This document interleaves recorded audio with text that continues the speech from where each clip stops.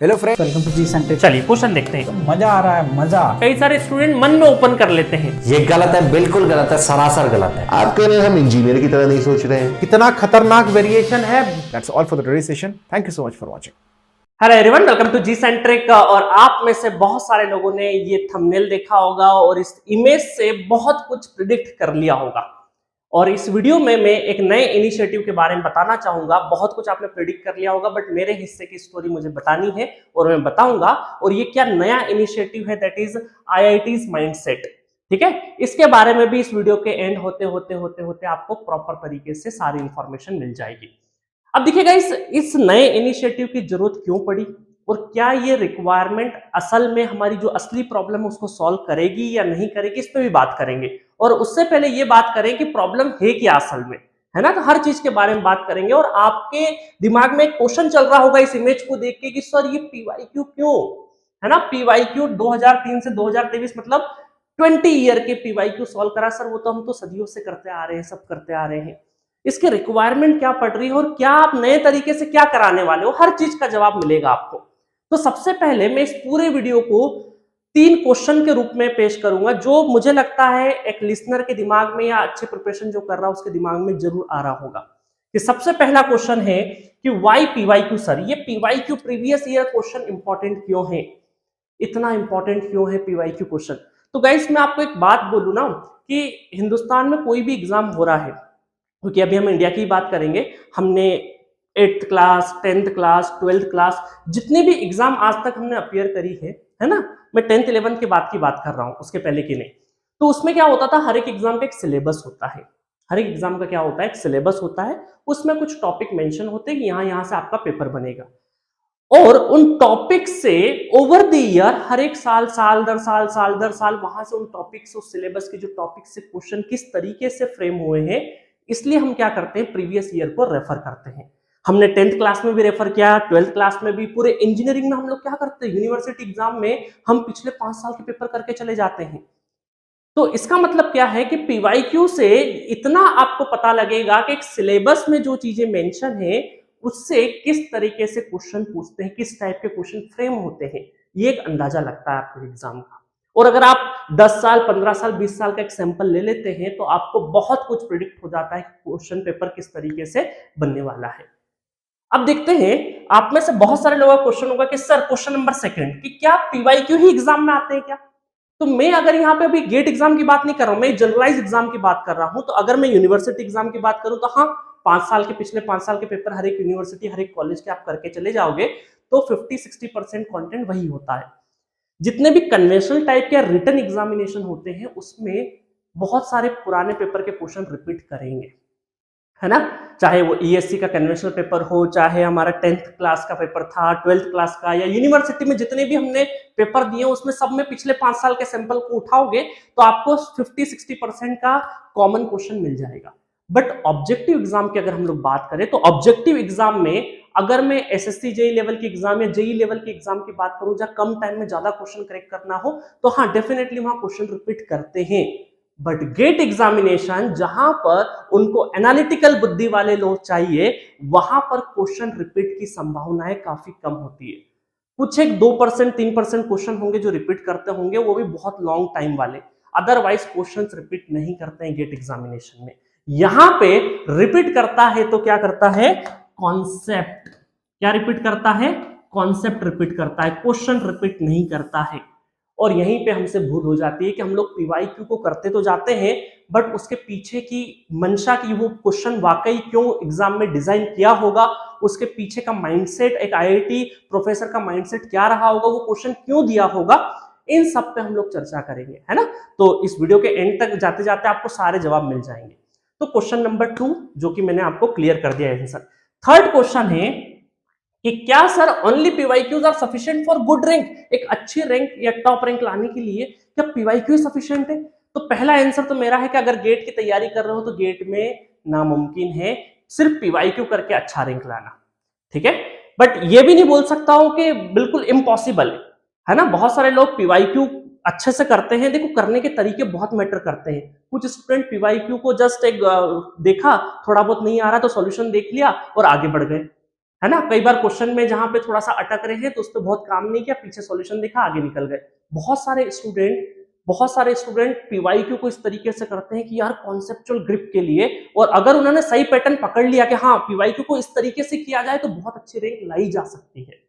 But सिर्फ PYQ नहीं, but PYQ के बिना तो आप गेट में रैंक के बारे में सोच भी नहीं सकते हैं। तो इस क्वेश्चन का जो आंसर है इसको मैं 3 भाग में दूंगा, थोड़ा सा कॉम्प्लेक्स है इस वजह से मैंने 3 हिस्सों में बांट दिया इस क्वेश्चन का आंसर कि क्या पीवाईक्यू सफिशिएंट है गुड रैंक के लिए नहीं है। पहले हम इन 3 चीजों को समझते हैं। पहले इसमें इजी, मॉडरेट या टफ लेवल परसेंटेज वाइज कैसे होता है गेट एग्जामिनेशन, ये देखते हैं। सेकंड, कितने बच्चे क्वालिफाई करते हैं और कितने बच्चे गुड रैंक लेके आते हैं, उनका रेशो देखेंगे हम लोग। और तीसरा कि मटेरियल, क्योंकि बहुत सारे स्टूडेंट जब भी कोई एग्जाम की तैयारी करते हैं सब मटेरियल बता दीजिए, कितना मटेरियल या क्या क्या हम लगा लें वो सफिशिएंट रहेगा अच्छी रैंक के लिए। इन तीनों के बारे में मैं 1 बाय 1 करके बात करता हूं बहुत ही शॉर्ट सिंपल तरीके से। फर्स्ट नंबर कि देखो गेट एग्जामिनेशन का हाल जो है वो 40% इजी। अब मैं चाहता तो यहाँ पे रेंज भी कर सकता था 30 से 40%, बट मैंने क्या किया है मोटा मोटी 20 साल का जो सैंपल लिया उसमें से मैंने एनालिसिस करके बोला है कि 40% क्या होता है, इजी पोर्शन पूछते हैं। गेट के पेपर में 40% इजी कंटेंट होता है या इजी क्वेश्चन होते हैं। 30% क्या होता है, मॉडरेट लेवल का होता है, ना इजी ना टफ, मीडियम लेवल का। 20% क्या होता है, ट्रिकी और लेंदी क्वेश्चंस होते हैं, थोड़े से ट्रिकी होते हैं, थोड़ा सा एनालिटिकल माइंड आपको चलाना पड़ेगा और थोड़े से हो सकती कैलकुलेशन ज्यादा हो, थोड़े से लेंदी पैटर्न के हो, ऐसे क्वेश्चन 20% होते हैं। और 10% क्वेश्चन ऐसे होते हैं, ये डेंजर जोन वाले क्वेश्चन हैं जिनको हमें नहीं करना है। बट अनफॉर्चुनेटली जो भी अच्छी तैयारी करके स्टूडेंट जाता है गेट एग्जामिनेशन में, उसे लगता है कि मैं तो सारे क्वेश्चन कर सकता हूं, और वो इन 10% क्वेश्चन में अपना टाइम बहुत ज्यादा किल कर देता है। एक क्वेश्चन को पकड़ता है, क्योंकि अच्छी जब तैयारी करते हैं ना तो हमारा फ्रेंड सर्कल में हमें लगता है कि हम बहुत कुछ अच्छा पढ़ रहे हैं, अच्छे पढ़ने वाले, और उस दिन हमारा ईगो जो है ना वो इस 10% क्वेश्चन, जो 10% क्वेश्चन होते हैं ना, यहाँ पे हमारा ईगो फंस जाता है। हमें लगता है यार ये क्वेश्चन तो हम कर देंगे, और उस एवज में पता चले क्या हुआ कि आधा घंटे का टाइम चले गया। और कई बार इस 10% में पिछले 6 सालों से तो ये हो रहा है कि 2-3 क्वेश्चन कई बार आईआईटी गलत सेट कर दी और लास्ट में आपसे माफी मांग लेती है कि ठीक है यार मार्क्स टू ऑल कर देते हैं। पता चले जिस क्वेश्चन में आपने आधा घंटा लगा दिया उसको तो सबको मार्क्स मिल रहा है उस क्वेश्चन का, तो आपका मोमेंटम पूरा एग्जाम का खराब हो गया। ऐसे हमारे पास बहुत सारे स्टूडेंट थे। तो एक क्वेश्चन मार्क ये भी है कि क्या आईआईटी जानबूझकर इस मिस्टेक करता है, मुझे नहीं पता, बट ये हो सकता है कि ये भी एक तरीके का टेस्टिंग है, साइकोलॉजिकल टेस्टिंग है कि यार कुछ इस तरीके का क्वेश्चन मिलता है तो आप वहां पे फंसते हो या आगे बढ़ जाते हो। तो हो सकता है उनका कुछ सोचना हो, नजरिया हो, अदरवाइज आईआईटी कैसे मिस्टेक कर सकता है, क्योंकि पिछले 6 सालों से हर साल आ रहा है, हर साल क्लेम होता है, फिर कुछ आंसर की बदली जाती है, ये सब चीजें हो रही है। तो हो सकता है 10%, तो ये 10% से बचना है, और ये इतना आसान नहीं है। जब हम पूरी तैयारी करके जाते हैं तो बड़ा मुश्किल होता है डिसाइडिंग करना कि कौन सा करना है और कौन सा छोड़ना है। इसीलिए मैंने एक वीडियो भी बनाया था कि गेट एग्जामिनेशन के 180 मिनट को कैसे मेंटेन करना है, वो जरूर देखिएगा। आप जो भी लेटेस्ट में गेट एग्जाम दिए होंगे वो उस वीडियो से बहुत कुछ रिलेट करेंगे, है ना। चलिए, तो यहां पर ये हो गया पैटर्न। इसका मतलब है कि आप बोल रहे होंगे कि सर एक काम करते हैं ना, 40% और 30% इसको सबसे ज्यादा अगर हमने फोकस कर लिया, इन दोनों को हमने फोकस कर लिया, उसके बाद तीसरी सीढ़ी इसको करते हैं, हम इस पे जाते हैं, क्योंकि डायरेक्टली अगर यहां जाएंगे तो फिर हमारा क्वालिफाई भी नहीं हो पाएगा, है ना। देखते हैं क्वालिफाई परसेंटेज क्या है, पहले ये आते वापस आएंगे दूसरी स्लाइड पे, ठीक है। देखो अब गेट एग्जामिनेशन में क्या होता है, 100 मार्क्स का पेपर होता है, 65 क्वेश्चंस होते हैं। कैसे होते हैं, 1 मार्क्स से कितने, 2 मार्क्स से कितने, ऑलरेडी मैं एक वीडियो बना चुका हूं, उसका लिंक भी मैं डिस्क्रिप्शन में या फिर कमेंट बॉक्स में डाल दूंगा। अब देखिए यहां पर क्या हो रहा है कि मैंने 2 कैटेगरी बांटी, गुड रैंक और क्वालिफाइड स्टूडेंट की। अब क्वालिफाई करने के लिए हर साल थोड़ा सा वेरिएशन होता रहता है, डिपेंडिंग की टफनेस क्या है पेपर का। इजी है तो थोड़ा सा नंबर बढ़ जाता है, टफ है तो घट जाता है। तो मैंने ऑन एन एवरेज 25 से 30 नंबर रखे, कई बार 30 से ऊपर भी होता है, ठीक है, और 25 से नीचे भी रहता है। वैसे 25 से नीचे बहुत कम साल हुआ है, बट 30 से ऊपर 1-2 साल 3 साल में आ जाता है। तो आप ये मोटा मोटी मान के चलिए कि 25 से 30 नंबर लाने हैं क्वालिफाई करने के लिए।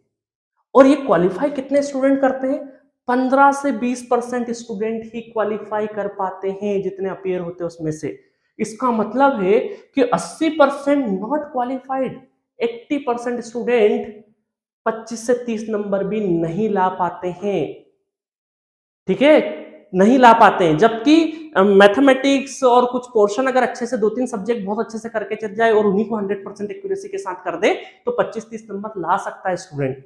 बट स्टूडेंट गलती क्या करता है कि डायरेक्टली वो ट्रिकी और लेंदी क्वेश्चंस पे, क्योंकि कोई भी एग्जाम की तैयारी करता है जोश जोश में, हाँ ये वाला मटेरियल लगा लूं, ये वाली किताब लगा लूं, वो वाला कर लूं, अलग अलग मटेरियल सोर्सेस निकालता रहता है, एक दो सब्जेक्ट अच्छे से प्रिपेयर करता है और डायरेक्टली वो सोचता है कि लेंदी लेंदी क्वेश्चन, इजी वाले तो ठीक है मैं बना लूंगा, वहां ठीक है बना लूंगा, ठीक है बना लूंगा, बट उस दिन कहानी इजी और मॉडरेट में ही फंस के रह जाती है।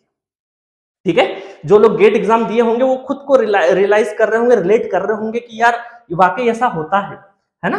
चलो, तो इसका मतलब है कि हमें बहुत बड़ा नंबर है जो क्वालिफाई नहीं कर पा रहा है, ये बहुत कंसर्न का मामला है ना। इसीलिए हम पीवाईक्यू को एक अलग तरीके से कराना चाह रहे हैं। ठीक है, चलिए दूसरा है गुड रैंक। अच्छी रैंक लाने के लिए क्या रेंज होना चाहिए मार्क्स का?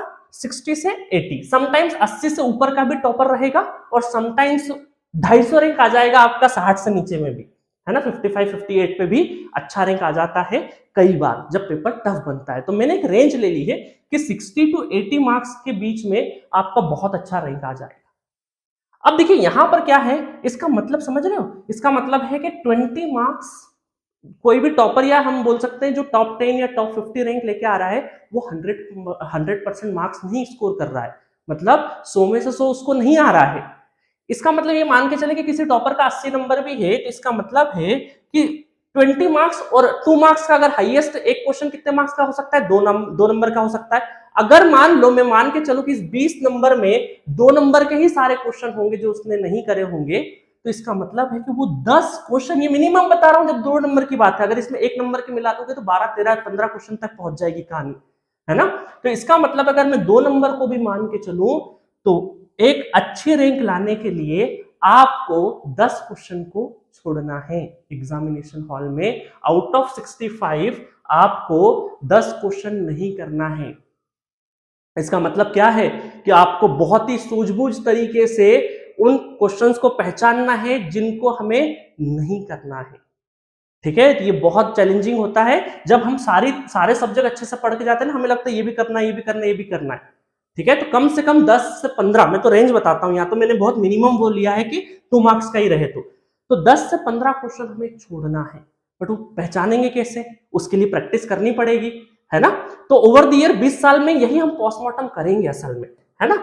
चलिए थर्ड नंबर अगर हम लोग देखें कि यहाँ पे कि गेट एग्जाम के लिए मटेरियल क्या क्या रिक्वायरमेंट है, तो सबसे पहला मटेरियल तो आपको क्या चाहिए कि एक वीडियो कोर्स चाहिए गुड क्वालिटी का, है ना। मैं वीडियो कोर्स की बात क्यों कर रहा हूं? क्योंकि ऑफलाइन की फीस इतनी बहुत ज्यादा होती है और आप जिस एज में होते हैं, गेट की तैयारी करने वाले स्टूडेंट जिस एज में होते हैं, वो बहुत अच्छे से ऑनलाइन समझ सकते हैं।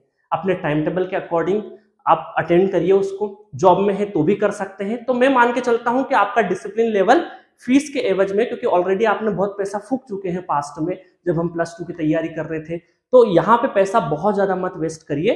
जो भी आपको ठीक लगे वो वीडियो कोर्स लीजिए, क्योंकि वीडियो कोर्स में क्या होता है कि थ्योरी प्लस न्यूमेरिकल, मुझे अदर सोर्सेस का तो नहीं पता, जीसेंट्रिक एप्लीकेशन का हम लोगों ने सफिशिएंट अमाउंट में थ्योरी और सफिशिएंट अमाउंट में न्यूमेरिकल करा दिए, जिससे कि सारे वेरिएशन कवर हो जाते हैं।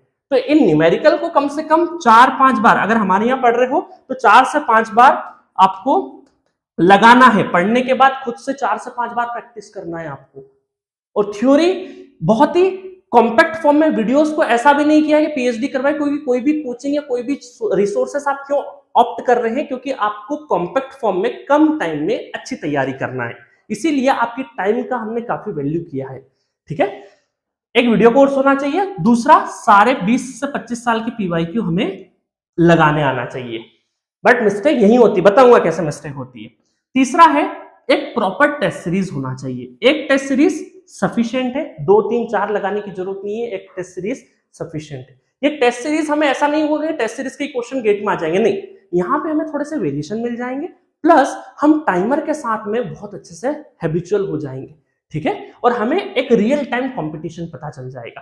तो टेस्ट सीरीज भी हमें बहुत अच्छे से देना है, एक टेस्ट सीरीज सफिशिएंट होती है मेरे ओपिनियन से। चलो, अब इसमें क्या है, इसीलिए हम लोगों ने देखना कि जी सेंटर पे जो स्टूडेंट पढ़ रहे होंगे, तो हमने जो पीवाईक्यू जो दिए हैं आपको एप्लीकेशन पे, वो टेस्ट फॉर्मेट में दिए हैं, टेस्ट फॉर्मेट में, ताकि आप शुरू से पीवाईक्यू भी क्या है टाइमर के साथ में दो, ताकि आपका टेम्परामेंट गड़बड़ नहीं हो, शुरू से आपकी प्रैक्टिस रहे टाइमर के साथ में। ठीक है, चलिए। और चौथा है सबसे इंपॉर्टेंट रिवीजन। इसके ऊपर भी मैं कई बार वीडियो बना चुका हूं, फिर भी उस वीडियो का लिंक मैं डाल दूंगा डिस्क्रिप्शन में, अगर आपको चाहिएगा तो बता देना। रिवीजन बहुत ज्यादा जरूरी है, क्योंकि हम कितना पढ़ रहे हैं कितना नहीं पढ़ रहे हैं, अल्टीमेटली उस 3 घंटे में जब एग्जाम होगा तो हमें कितना याद है कितना याद नहीं है, इस पर बहुत मैटर करता है। रिवीजन, साइक्लिक रिवीजन होना बहुत जरूरी है। जो चीजें हम पढ़ रहे हैं उसको डाइजेस्ट करना जरूरी है। मैं बोलता हूं ना कि डाइजेस्टिव सिस्टम 2 होते हैं हमारे, एक स्टमक और एक ब्रेन में, तो यहाँ पे डाइजेस्ट होना कंटेंट का बहुत जरूरी है। अदरवाइज उस दिन हम ब्लैंक हो जाएंगे, चाहे हम 10 सब्जेक्ट कर जाए। तो सिलेबस कवर करने के पीछे मत भागो, जो पढ़ा है उसको बहुत अच्छे से पढ़ो। बट बहुत अच्छे से का मतलब भी नहीं है कि आप एक ही सब्जेक्ट को 4 महीने पढ़ते जा रहे हैं। लिमिटेशंस पता होनी चाहिए, ठीक है। बाकी वो सब चीजें हमने ध्यान में रखी है यहाँ पे। चलो, तो ये 3 तरीके हैं। यहाँ पे मैंने जो क्वेश्चन उठाया था कि क्या sir PYQ, only PYQ sufficient है गेट एग्जामिनेशन के लिए, तो इसको 3 फॉर्मेट में मैंने आंसर करने की कोशिश करी है। तो इसका मतलब है कि पीवाईक्यू नहीं, बट पीवाईक्यू के बिना भी कुछ नहीं है, क्योंकि ये जो 30% और 40% वाला जो एरिया है ना, ये आपका पीवाईक्यू से ही निकलेगा। ये आपका पीवाईक्यू से निकलेगा। जब एक बेस बन जाएगा उसके बाद फिर आप यहाँ पे जंप कर सकते हैं। एक बेस बनने के बाद फिर ट्रिकी और लेंदी क्वेश्चन जो कि टेस्ट सीरीज में आराम से मिल जाएंगे, वो बहुत अच्छे से आप टैकल कर सकते हो। और इवन जो वीडियो कोर्स होगा ना, उसमें लेंदी और ट्रिकी क्वेश्चंस ऑलरेडी कवर करें, क्योंकि जितनी भी स्टैंडर्ड किताबें उनके सबके अच्छे खासे न्यूमेरिकल लिए हुए हैं। तो ट्रिकी और लेंदी क्वेश्चन आपके जो वीडियो कोर्स है उससे उपलब्ध हो जाएगा। तो इतना एरिया आपने बहुत अच्छे से कर लिया और 10% तो हमें छोड़ना है। तो अब देखो यहां पर इन दोनों का जो कवरेज कराना है, तो हमने क्या सोचा कि जो पीवाईक्यू है हमारे, जो सबसे इंपॉर्टेंट पीवाईक्यू है, इस पीवाईक्यू को थोड़ा सा डिफरेंट तरीके से कराया जाए। क्योंकि स्टूडेंट कई बार क्या करते हैं, गलतियां करते हैं कि सर सारा पीवाईक्यू कर लिया फिर भी गेट एग्जाम में गए तो क्वालिफाई नहीं हो पाए। ऐसे बहुत सारे स्टूडेंट हमारे पास आते हैं, और बहुत सारे ऐसे स्टूडेंट भी आते हैं जो पीवाईक्यू करके अच्छा रैंक भी लाते हैं। तो इसका मतलब एक सेम अमाउंट या सेम क्वांटिटी में कोई और सेम क्वेश्चन करके कोई जा रहे हैं, 2 अलग अलग स्टूडेंट, एक अच्छा रैंक लेके आ जा रहा है और एक क्वालिफाई भी नहीं कर पा रहा है। तो इसका मतलब है कि उसके पीवाईक्यू करने के तरीके में कहीं ना कहीं डिफरेंस है। तो उस तरीके को ही हम लोग क्या कर रहे हैं, इस सीरीज से रिमूव करने की कोशिश करेंगे। वो क्या मिस्टेक कर रहा है उस मिस्टेक्स को पकड़ेंगे। तो हमारा जो पूरा मॉडल रहेगा आईआईटीज माइंडसेट का मॉडल, उसमें क्या क्या करेंगे हम लोग कि टॉपिक वाइज बता रहा हूं, 2003 से लगा के 2023 और डिक्रीजिंग ऑर्डर में चलेंगे। पहले 23, 22, 21 इस तरीके से लेटेस्ट वाले पहले करेंगे। टॉपिक वाइज पीवाईक्यू सॉल्व करेंगे। अब इसके पीछे क्या रहेगा सब बताता हूं। How to read and understand the question. कोई भी आईआईटी, देखो पीवाईक्यू मतलब किसी न किसी आईआईटी ने क्वेश्चन बनाया होगा। सिर्फ आईआईएससी को अगर छोड़ दे तो बाकी तो पेपर सब आईआईटी बनाता है ना। इसीलिए सीरीज का नाम क्या है, आईआईटीज माइंडसेट। नहीं तो आईआईएससी आईआईटी नहीं है, बट फिर भी उसको इंक्लूड किया गया है पेपर बनाने में, ठीक है। तो उनका जब भी कोई क्वेश्चन बना रहे हैं तो उसके पीछे का उनका इंटेंट क्या है वो जानना बहुत जरूरी है ना। उन इंटेंट की बात ही करेंगे हम लोग। How to apply mind before pen, कि कई क्वेश्चन ऐसा होता है जहां पे पेन चलाने की जरूरत नहीं, आपको माइंड अप्लाई करना है। और पेन चलाने के पहले भी, चाहे वो 2 स्टेप में सॉल्व हो रहा हो, पहले आपको ब्रेन से उसको बहुत अच्छे से एनालाइज करना, उसके बाद ही पेन उठाना है। क्योंकि एक बार पेन उठ गया जिस मेथड से, तो फिर आपका दिमाग उसी मेथड में इन्वॉल्व हो जाएगा। फिर वो मेथड सही है गलत, उस डायरेक्शन में माइंड वर्क नहीं करेगा। तो पेन उठाने के पहले दिमाग चलाना है, ठीक है। और how to check IITs intent. देखो इंटेंट का मतलब यहां पे मैं क्लियर कर देता हूं कि कोई क्वेश्चन कई बार ऐसा होता है कि सिली मिस्टेक के लिए दिया है कि नहीं दिया। कई बार बहुत सारे स्टूडेंट सिली मिस्टेक कर जाते हैं। तो आईआईटी जो भी पेपर सेट करता है ना, तो उसके पीछे की मंशा होती है कि हाँ इसमें स्टूडेंट, ज्यादातर स्टूडेंट सिली मिस्टेक करेंगे, तो वो पहचानेंगे हम लोग कि कहाँ पे हमारी सिली मिस्टेक हो सकती है या नहीं हो सकती है। उस क्वेश्चन को सॉल्व, पर्टिकुलर क्वेश्चन को सॉल्व करते टाइम पे वो क्वेश्चन टाइम कंज्यूमिंग है या फिर नहीं है, ये भी चेक करेंगे हम लोग। उस क्वेश्चन को हमें फर्स्ट हाफ में करना चाहिए या सेकंड हाफ में करना चाहिए एग्जामिनेशन हॉल में, रियल टाइम एग्जामिनेशन हॉल में फर्स्ट हाफ में करें या फिर सेकंड हाफ में करें, ये भी चेक करेंगे। थर्ड है, अगर मल्टीपल मेथड है किसी क्वेश्चन को सॉल्व करने के लिए, तो हमें कौन से इफेक्टिव मेथड से इस क्वेश्चन को सॉल्व करना चाहिए, वो भी हम बात करेंगे। और मल्टीपल मेथड होगी तो मल्टीपल मेथड से सॉल्व भी करेंगे क्वेश्चंस को हम लोग। कैलकुलेटेड तुक्का कैसे लगाना, मैं ऑलरेडी पावर सिस्टम के स्टेबिलिटी टॉपिक में एक जिक्र करता हूं, स्टोरी सुनाता हूं बहुत सारे स्टूडेंट को, कि अगर आप कॉन्सेप्चुअली स्ट्रांग है और NAT type fill in the blanks के क्वेश्चंस आते हैं आपको गेट में, गेट एग्जामिनेशन में, और आपके पास 4 सेकंड या 5 सेकंड का टाइम बचा है और आपको कोई वैल्यू फिट करना है इसके अंदर, तो अगर क्वेश्चन का आपको अंदाजा है कॉन्सेप्ट की, इसका आंसर मुझे पता तो नहीं कि क्या होगा, बट इसकी रेंज जरूर पता है ना। इसकी रेंज जरूर पता है कि 1 से लगा के 5 के बीच में हो सकता है, या 1 से लगा के 2 के बीच में हो सकता है, या जैसे हम लोग कई बार एक एग्जांपल से में इलेक्ट्रिकल वाला रिलेट करेंगे कि लोड एंगल की बात करें तो हमें कई बार स्टेबिलिटी में एरिया उसका रेंज पता होता है कि यार इस रेंज में हो सकता है, क्रिटिकल क्लियरेंस एंगल का हमें थोड़ा सा रेंज पता होता है। तो ऐसे अगर कॉन्सेप्चुअली आप स्ट्रांग होंगे ना तो कैलकुलेटेड तुक्का भी लगा सकते हो, और इसमें एक लड़की के बहुत अच्छी रैंक आई है इस कैलकुलेटिव तुक्के से। ऐसा नहीं पूरे पेपर में तुक्का मारा, 2-3 क्वेश्चन 2017 की बात है, 2-3 क्वेश्चन उस तरीके से किए उसने और वो रेंज में फॉल हो गए और लकीली उसका अच्छी जगह पे सिलेक्शन हो गया। तो ये ऐसी चीजें होती है। तो कैलकुलेटिव तुक्का का मतलब मैं तुक्का मारना नहीं सिखा रहा हूं, मैं ये सिखाऊंगा कि कॉन्सेप्चुअली आप स्ट्रांग है और टाइम कम है क्योंकि नेगेटिव मार्किंग नहीं है तो उसका आंसर क्या फिट कर सकते हैं हम लोग। बट ये स्किल जो है आपको इसमें भी काम आती है। कई बार आंसर निकल आता है तो आपको ये पता चल जाता है कि यार ये करेक्ट आंसर है या रॉन्ग आंसर है, वो तो खैर आंसर शीट देखने के बाद पता चलेगा, बट आपको एक पता चल जाता है कि हाँ ये आंसर तो एटलीस्ट नहीं आ सकता, तो वो सही डायरेक्शन में आप थॉट प्रोसेस दे सकते हैं। ठीक है, और फिर हम देखेंगे कि पर्टिकुलर क्वेश्चन जो करवाया जाएगा आपको उससे क्या क्या लर्निंग्स लेके जा रहे हैं हम लोग। बहुत मजा आने वाला है क्योंकि क्वेश्चन को देखेंगे जब हम लोग पेन पेपर पे पूरा का पूरा सॉल्व कर रहे हैं सारे क्वेश्चंस, और उस हिसाब से कि इसका और क्या बेस्ट पॉसिबिलिटी हो सकती है, एक स्टूडेंट क्या सोचेगा, एक आईआईटी का प्रोफेसर एक क्वेश्चन देने के पहले क्या सोचेगा, उसमें कहाँ का गलती के चांस है, कहाँ गड्ढे खोद रखे हैं आपके लिए, ये क्वेश्चन को छोड़ना है हमें या करना है, पहले हाफ में करना है, सेकेंड हाफ में करना है, टाइम कंज्यूमिंग के बाद में करना है, इस तरह की सारी चर्चा हम लोग क्वेश्चन से करेंगे। ठीक है, जनरली आप पीवाईक्यू सॉल्व करते टाइम पे क्या करते हो, हाँ ठीक है सॉल्व हो गया, नहीं भी हुआ तो सॉल्यूशन देखा आगे बढ़ गए, तो वो चीजें हम नहीं करना है। यहाँ पे बहुत अलग तरीके से आपको पीवाईक्यू कराया जाएगा, थोड़ा सा क्रिएटिव रहेगा, मजा आएगा। अच्छा, एक और चीज है कि एक वीडियो में एक ही क्वेश्चन डिस्कस होगा ताकि वो कॉम्पैक्ट रहे, और हम हमेशा जिस सेंटर पे ये मानते हैं कि आपके टाइम का वैल्यू है, टाइम आपका बिल्कुल भी वेस्ट नहीं कराया जाएगा। एक वीडियो में एक, ताकि सिस्टमेटिक तरीके से प्लेलिस्ट बने कि हाँ 2023 के ये टॉपिक चल रहे हैं, तो किसी पर्टिकुलर स्टूडेंट को बाद में चल के भी कोई टॉपिक में प्रॉब्लम आ रही है तो वो डायरेक्टली जाके प्लेलिस्ट में उस ईयर के क्वेश्चंस को देख पाए।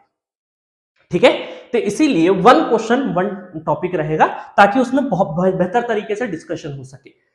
एक और चीज, बहुत सारे स्टूडेंट होते हैं कि सर क्या मिक्सिंग में चल जाएगा, नहीं, इलेक्ट्रिकल, ईसी और इंस्ट्रूमेंटेशन तीनों ब्रांच के लिए सेपरेट प्लेलिस्ट बनेगा, ताकि कोई इलेक्ट्रिकल का स्टूडेंट चाहे तो ईसी के क्वेश्चन को भी बड़े आराम से अटेंड कर सकता है, इंस्ट्रूमेंटेशन वाला चाहे तो इन दो के भी बड़े आराम से अटेंड कर सकता है, क्योंकि 6-7 सब्जेक्ट जो होते हैं वो कॉमन होते हैं, इस वजह से इनका तीनों का डिफरेंट प्लेलिस्ट दे दिया जाएगा। तो पहले तो आपको अपने ब्रांच का प्लेलिस्ट देखना है, उसके बाद इच्छा हो तो अदर ब्रांचेस का भी देख सकते हैं।